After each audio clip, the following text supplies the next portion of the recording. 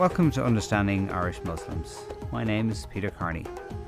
While Muslims have been living and coming to Ireland for about 400 years, it was not until 1976 that Ireland's first mosque opened its doors on Harrington Street on Dublin's south side. And in 1987 the first purpose-built mosque was erected in Ballyhaunis in the west of Ireland. Despite this long history, it was not until the early 90s that the Muslim population in Ireland started to grow, and today it is estimated that there are around 60,000 Muslims in Ireland. This is a 4-part documentary, and in this episode I examine the history and experience of Muslims in Ireland, what is important to them, as well as talking about their identity and the media. So why did Muslims decide to make Ireland their home? Abdul Hasib, from the Clongriffin Mosque on Dublin's north side, gave me a brief insight into what brought Muslims here in recent times. Most of us here are economic migrants, and we're here to work, make a living, make a life for ourselves. Dr. Ali Salim, of the Islamic Cultural Centre of Ireland on Dublin's south side, explained why Muslims first began to settle in Ireland in the late 1940s. They arrived in Ireland as students coming to study medicine in the Royal College of Surgeons. Well, these Muslim students, the plan was to finish their study and then go back to their countries. Some of them got married to Irish women and they got settled in Ireland. People who came to this country, they felt really comfortable here. They were welcomed and they found there also opportunity. So it met the needs of Muslim immigrants and also the need of the indigenous people at that time. Dr. Oliver Sharbrut, from the Study of Religions Department, University College Cork, talked about the early history of Muslims in Ireland and the special relationship that brought Muslims here in more recent times. The first known example of this would be a person called Sakaddin Muhammad, who was a soldier in the army of the British East India Company, and his officer was from Cork, and he actually introduced the word shampoo into the English language, which I think shampoo means just a head massage. The other prominent figure who settled in Ireland, again, a similar context, is Mir Aulad Ali, who came from India as well, British India. He was part of the kind of political intellectual elite, and somehow Mir Aulad Ali got a position as Professor of Arabic at Trinity College Dublin. And quite interestingly, he was also very much involved in movements for the revival of the Irish language. I mean, there was a society for the preservation of the Irish language in terms of a communal presence, a kind of a permanent communal presence, a sense of a Muslim community that began in the 1950s. And we talk here basically sort of the pioneers were South African students. Again, quite interesting identity dynamics. There were South Africans, Indians in terms of their ethnicity, Muslims, not all of them, there were also Hindus and others. In terms of the religious background, they came to study medicine in Ireland at UCD, Royal College of Surgeons. And it was through the mediation of de Valera that the forced cohort began to study medicine at UCD, I think 47. The link between the South African, South Asian community and de Valera was the Aga Khan. Today, the majority of Irish Muslims live in Dublin, so I took to the streets of the capital to hear what ordinary people know about present-day Muslims in Ireland. The woman with just her two eyes looking out, searching meats they don't eat. Just ordinary people. Like, the Muslims can be black, they can be Asian, they can be anything. The war in Iraq, they pray every morning. They live the same life, like, it's just different religions. Like, religions, it's like they should get along. Like Sharia law. Sharia law. And what do you know about Sharia law? It's really sexist. There's no problem with them in Ireland. It's just a lot of people do associate them with, terrorism and stuff. And to be honest, I know that's not true. Yeah. But the opinion in Ireland wouldn't be the same. Television. Where do you get that opinion from? Television every day. And do you think that's a fair opinion? I don't think so. It's fair, I think it's with the news.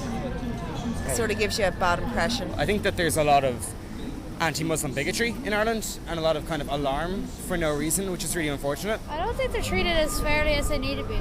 Okay. And why is that, do you think? I just think because of racism. And do you know any Muslims yourself? Yeah, they're in my school. Do you know any Muslims yourself? Not personally. Do you know many Muslims? None at all. That's probably why you have a bad opinion, because you don't know enough about them. You don't know the way of life and stuff like. Do you know many Muslims? No. Okay. I know there's a Muslim churches. Yeah, the mosques. The mosques. There's a few in my school, but I don't know them. I know of them. There isn't really a lot of mixing. We don't really have any. Muslim friends, like. Dries Bel Majdou from Morocco came to Ireland in the early 1970s and talked about the generosity he experienced when he first arrived and his current disappointment with Muslim leadership in Ireland. As far as I know, I had more help than the Irish people. I have people here who helped me to set up. I have people who advise me. I have people who sign for me in the bank. They say they'll pay for me. Now, your wife is not Muslim. Is that unusual for a Muslim to marry? No, it's not unusual. Uh-huh. There's nothing in the book to tell me it's unusual. Nothing in the Quran? Yeah. My wife head to her church. She never stopped me. I never stopped her. I head to my mosque and she never stopped me. Yeah. When you are here for 15 years on your own and nobody with you to tell you Salamu Alaikum, or to tell me don't read the Quran this way, read it that way, or Ramadan, it's 9 o'clock, not 5 to 9. That was the happiest moment in my life. I used to pray to God. Mm-hmm. I used to do Ramadan for myself. But now it's pity. One man come tell me dress white. One man tell me you mustn't show photograph of your mother. The worst. I don't see any leader of our Muslim community here coming to defend my right or to tell that man is wrong or I am wrong. That's the most hurtful thing I'm suffering now. Hiba Aberween from the European Forum of Muslim Women explained why she wears the hijab. I think, as we have been saying, that a hijab is part of all religions. The head cover, like Mary's poster there is wearing a headscarf. Jewish would have the headscarf. It is there in all the religions. So, and it is from God. It's not from men. So when I was wearing the scarf, I wore it because it is something special between me and God. I feel like I want to be good in matter of my religion, so I decided to wear it. Hawa Ibrahim from Nigeria is a human rights activist and was a visiting professor at Harvard Divinity School from 2010 to 2013, and she's also a Sharia law author. She dealt with the controversial area of stoning and how difficult it actually is to secure a conviction in this way. We have been trying to find out where is the root of the stoning to death coming from. Where did we get it to make it part of the Sharia in the northern Nigeria? And I have not arrived yet, but in my small research I think it is based on some of the hadiths, which is like a subsidiary legislation.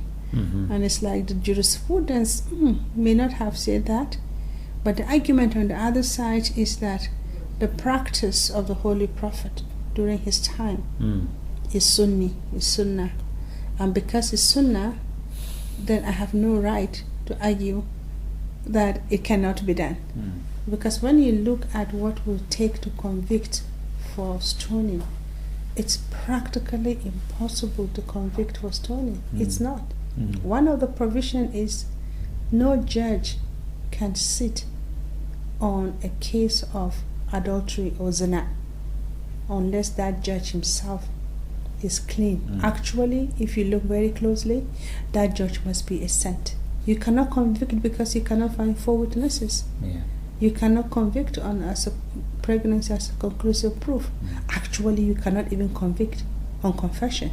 2 of the main denominations in Islam are Sunni and Shia. Dr. Salim explains these differences from a Sunni point of view. The Prophet Muhammad died and he didn't appoint anybody after him to be the leader. And that raised a question for Muslims. For the first time, they had a question that was not raised in the lifetime of the Prophet Muhammad. The majority of Muslims, they said, whoever is elected. But the minority said it has to be somebody having blood relation to the Prophet. That minority opinion was the Shia opinion. Dr. Ali Al-Saleh, Imam at the Shia Mosque in Milltown on Dublin's south side, told me about the differences between Sunni and Shia Muslims from a Shia point of view. Now the Shiite believe that after Rasulullah, Islam is in the hand of his progeny. The Sunni, they said no, the Islam after Rasulullah between all Muslims. We believe the chaos in which Muslims now live because of that. You see, and that is why we don't see those things. So it is mostly not that deep. When they pray together. If you are not Muslim, maybe you will not aware who is Shia, who is Sunni. Nasreen Mehdi, a Shia Muslim, explained the differences between Sunni and Shia from her own point of view. There's not much difference, to really tell you the truth. It's just the historical side, I think, which would sort of differ us, that we would sort of be different, is how we interpreted the history of Islam. So it does go back to the start of Islam, really. But living in Ireland, living as myself, you couldn't label us, if we were all together differently, we wouldn't look any different. And we do the same prayers, the same fasting, the same month of fasting, the same Hajj, everything would be exactly the same. However, the place of other denomination in Islam is disputed by some. We don't consider Alawi, we don't consider Duruz, we don't consider Ahmadi, we don't consider Baha'i or Muslim. They have their own religion, but their Islam is not clear to us. Dr. Mamoon Rashid, who is an Ahmadi Muslim in Galway, explains the background of this dispute. I boil it down to lack of understanding. We have the same Quran, we have the same religion, we have the same Holy Prophet, Muhammad, peace be upon him. The division where it starts is just out of identity of the promised Messiah, of the promised Reformer. Just like the Christians, the mainstream Muslims believe that Jesus has gone to heavens and is going to come back alive in the same body that it went up in. He was resurrected and is going to come back. We believe that he was alive, he was taken off the cross, and he died. He migrated out of Jerusalem and he migrated towards India, and he died and he's buried there. And then the difference is then who we claim is the second coming of Jesus. Just that's where the division has been. So we believe that the second coming of Jesus happened in the personage of Mirza Ghulam Ahmad. He was born in Qadian, in a village in India, and he proclaimed that he was the promised Messiah after getting news from God, after getting revelation from God Almighty. And so it's just a matter of identity of the second coming of Jesus rather than any fundamental difference in faith. Dr. Rashid also demonstrated further connections between Muslims, Ireland and Christianity when he explained the name of their new mosque. Now there's an inscription written above the door. What is that? It's in Irish, so I hope your Irish is better than mine. Mosque on Magdalene Mira, so Mosque of the Virgin Mary. Mosque of the Virgin Mary. Yes. Now that might sound strange for people who don't know much about Islam, that your mosque is named after the Virgin Mary. Can you explain, please? Mary has a special place in Islam. The state of a Muslim or a believer is compared to that of the Mary, mother of Jesus. That a believer, how he protects his faith is like that, like the state of him is that of Mary. So that perspective, Mary is revered in Islam, but not as mother of God, but as a chaste, pious woman. Dr. Salim broadened our understanding of some well-known Islamic terms. Jihad is one of the best words in Islam, because jihad means to struggle, and people only struggle to improve something. And I believe, like, throughout all our day we are practicing jihad, but just people are not aware of it. You see, like to study and learn something, that is an act of jihad. To be a good Muslim, to have morality, that's a jihad.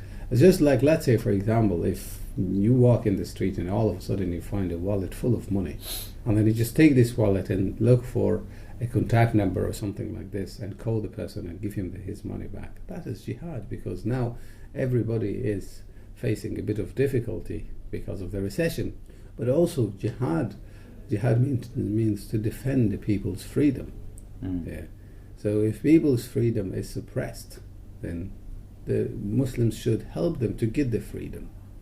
Fatwa refers to a statement made by a Muslim scholar to tell Muslims whether something is permissible or not permissible. Muslims do not refer to their imams as holy people. We don't believe that there is a holy man. We don't believe that there is a holy woman either. The imams do not claim that they are mediators between people and God. Our relation with God are very direct relations. No mediator from a Muslim point of view. Well, so you don't have a thing called confession? We don't have confession, right. no. You see, the imams, they give personal advice, they give social advice, they answer people's questions. It's called Taliban because it has been founded by students. Right. And that's why it's been given this name. And Qaeda, if you study Arabic, then the Qaeda will be grammar. Yes. But not the Qaeda over there. But also the Qaeda means base. Base. Yes, and it could be a military base, or it could be a base for anything. But we do use these words in our language, but in different contexts. The Muslims believe that all prophets had beards. So there is a religious significance for having a beard. But what is of greater significance is your behaviour. The Dawah table is a familiar sight around many towns and cities in Ireland at weekends. Adam Saba explains the purpose of this table. Initially what it was it was a table set up years back actually by a young man after the September 11th attacks. Because I mean, I went to school at the time and I had a lot of hostility towards me after those events, and so did my friend at the time. So what he did was he wanted to set up a table somewhere to give out information about Islam, to clarify the misconceptions that the people had. And this is what it is. It's a continuation of that work. Allahu Akbar, Allahu Akbar, Allahu Akbar, Allahu Akbar. Ashhadu an la ilaha illallah.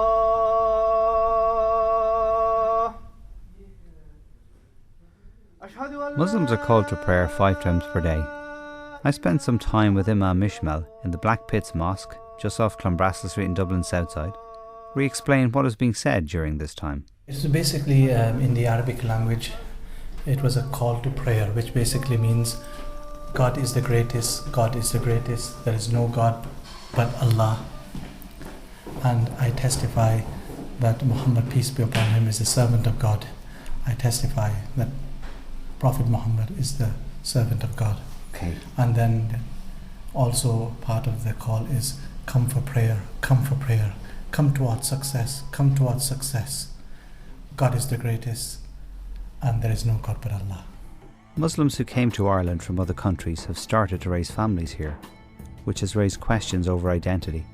Dr. Salim explained further. Muslims who came to live in Ireland, who have children brought up in this country, if they think that these children will have identically the same culture like theirs, they are deceiving themselves. I think what would be interesting to observe is what is happening with the second generation, their children. They're just coming of age. Born in Belfast to Pakistani parents, Bilal Yaqub told me about the unique identity crisis that exists there. It depends on the group of people you grow up with. Right. And your parents do have a lot of input into that when you're young, I mean, if your parents wanted to, they could take you to the Islamic Center where you meet a lot of Muslims and you know your identity. Or they could be happy for you to be with non-Muslim friends. Now, if those non-Muslim friends are all Protestants, you might be, we'll have a joke here, are you a Protestant or a Catholic Muslim? Because I have friends on both sides, Right, yeah.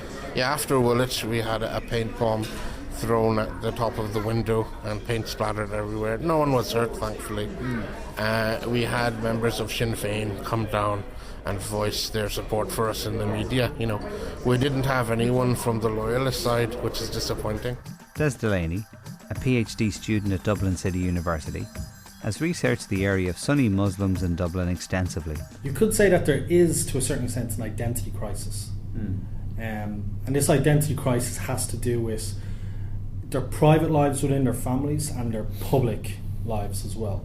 So within their families, very much some parents, this is only some parents, may have a more cultural Islam.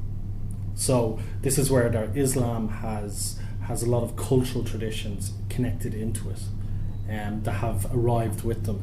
But some of the younger generation don't want to take on board these cultural traditions. And maybe nationalism, as Irish nationalism, would not be that strong. But they do feel a very strong sense of being an Irish citizen. As an Ahmadi Muslim, Dr. Rashid in Galway told me the order identity takes for him. As an Ahmadi Muslim, I am taught that I should be loyal to my faith, my country and my nation. So my faith being Islam, my country being Ireland, and my nation being Pakistani. When in Kerry, I spoke with Dr. Rizwan Khan about identity. You are where you are. That's what we believe. Because it's you have to embrace where you are, and that's the way it comes from the Prophet as well. When he was in Mecca, he loves that town, but when he moved to Medina, he was always in Medina. Then there was no Saudi Arabia at that time anyway. Yeah. So I believe that we are here, we are serving the people, and people embraced us as well, and we should be calling proudly ourselves Irish Muslim. Over the course of making this radio documentary, the international media came in for a lot of criticism from Irish Muslims. This is a sample of what some of them had to say. See, you can't allocate all the blame on the media people. The Irish media is not against Muslims. No. On the other hand, yes, there are some Muslims who give bad impression about Islam. So they contribute to the misunderstanding of Islam. Every time there's a crime or something, they're first identified by their religion. They'd say a Muslim man was found, whereas if a Christian was to rob a bank or kill someone, they never say a 45-year-old Christian man. He's not identified by his religion. So yeah, it's very difficult to just kind of sit back and watch, and every time there's something negative, they attribute the word Muslim to. When they show they say on the news, they say a Muslim, and then they show you a picture, and then slowly, if they keep doing that, it sinks into your head. Oh, Muslims, and then a word tag that is tagged in your head, and Muslims are terrorists, or Muslims are blah, like that. So it's basically some little messages that are sent to people through the media. Media has to separate Muslim from Arab. I remember when the two Chechens did the whole Boston, whatever the situation was, there was a lot of tweets, and they were like, but how are they Muslim? They're white, and they don't have a turban, they don't have a beard going on. And I was like, Muslims are not always brown and Arab. It's not an ethnicity, it's a religion. They just don't get that because of the way the media portrays Muslims. I'm half Irish and half Kuwaiti. So for me, just in general, I would identify myself Muslim first before Kuwait or Irish. My mom is Irish and my dad is from Kuwait. So it's sometimes being from two different backgrounds, two very different cultures, it's hard to identify and fit in each one. You feel like you're not Kuwaiti enough for the Kuwaitis and you're not Irish enough with the Irish. So you just I identify myself first and foremost as a Muslim. I asked a number of Irish Muslims if they'd ever experienced any discrimination based on their religion. And people who wear the headscarf, have you picked up any kind of negative feedback from anybody anywhere at any time? I know from my friend, when she started wearing it, she actually lost all her friends. They literally just stopped hanging around with her. But I was really lucky in that my friends were they're down to earth and they're really genuine, so they were fine with it. And they kept asking questions. Some people were too shy to ask questions. They just think it's one of those things you don't ask questions about. Ask simple questions do you sleep in it or do you shower in it and stuff like that. But they never ask you why do you actually wear it. And I had one friend, when she started wearing it, all her friends they were Irish, they wore it with her just for the first day, just to show her support. Okay. So it depends on your friends, I suppose. Yeah. For us, if we walk down the street wearing a headscarf, people would immediately know that we're Muslim. So to have that kind of identification immediately shows that how women are important in Islam. And for us, as well, they say that if a man gets married, he completes half his religion. James Carr, a PhD candidate at the University of Limerick, has researched this area extensively and suggests a new way of approaching the problem. For you, me, and for the general public, racism has a certain resonance. We know what it means. If I say somebody was exposed to a racist attack, I know they were attacked on the basis of their identity, on the basis of who they are, their background, whether it be migrant, whether it be someone who's second, third, fourth generation immigrant here. So that's why I refer to anti-Muslim racism as anti-Muslim racism as opposed to Islamophobia. I think if you're going to try to catalyse and I say this kind of humbly, if you're going to try and catalyse some sort of change, then you need to start getting people to think about something, how it manifests for people. One of the first places Muslims will experience integration with non-Muslims is in the school environment. Omar El Tawil told us about his experiences of first going to school in Ireland. I had a bit of trouble fitting in sometimes in schools. At first I tried a boys only school and I didn't really get far with that. It was just, I think I was too different, or I just didn't fit in. And then I went to a mixed school. Again, it was hard fitting in, but when I did fit in, I was made feel very welcome, and I was people were very open to understanding what we were about. And I attended most religion classes, and I read from the Bible. Omar tells us about some of the negative experiences he had in the aftermath of 9/11. Did very well until I got a bit older, towards the 9/11 era. That got really tough for both me and my parents. My mother just couldn't cope with it, so we packed up and left, because she was just getting, my mother used to walk me to school every day, or walk me and my two brothers to school every day, and the amount of people just driving by and they'd say something, and eventually she just couldn't cope with it. We packed up and we went to Australia at the time. Mohamed El Habash tells us of similar experiences. After September 11th, I was in the 5th year, and after the next day in school, I got so much abuse and stick. Look what your Arab Taliban and all are doing. They're pretty much destroying everything. Like. And did the teachers do anything about it? The teachers did nothing. Teachers got to me faced like a man, and I remember I pretty much had I nearly had a fight with one of my teachers over it, and then after I got Dean's detention, which I got suspended for 3 days for it, because he said one thing wrong to me about religion, and I just lost it. So I hit my hurley stick. Thankfully, the majority of Omar's experiences in Ireland have been, broadly speaking, positive. He tells us of one such example. Thank God I've got a great tutor in Cluster Dulux. She's absolutely great lady. She knows that I'm Muslim, and I talked to her at the beginning of the year, and she empties a classroom for me to pray when I need it, and she's even printed out for me please do not disturb signs, and she gave me blue tack so I can hang it up whenever I need to. So I thought that was absolutely brilliant. I've never actually faced that kind of treatment before, but again, she's an absolutely great lady. As Jamal Badawi, Professor Emeritus at St Mary's University in Canada, said, Islam is not identical with the actions of its followers. Like other religions, followers are imperfect, fallible human beings. This series was produced and researched by Peter Carney. It was edited by Peter Carney and Alan Weldon. I'd like to thank everybody who took part in the making of this series.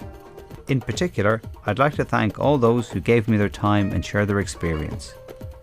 I hope the experience they shared has taken you a step closer to understanding Irish Muslims.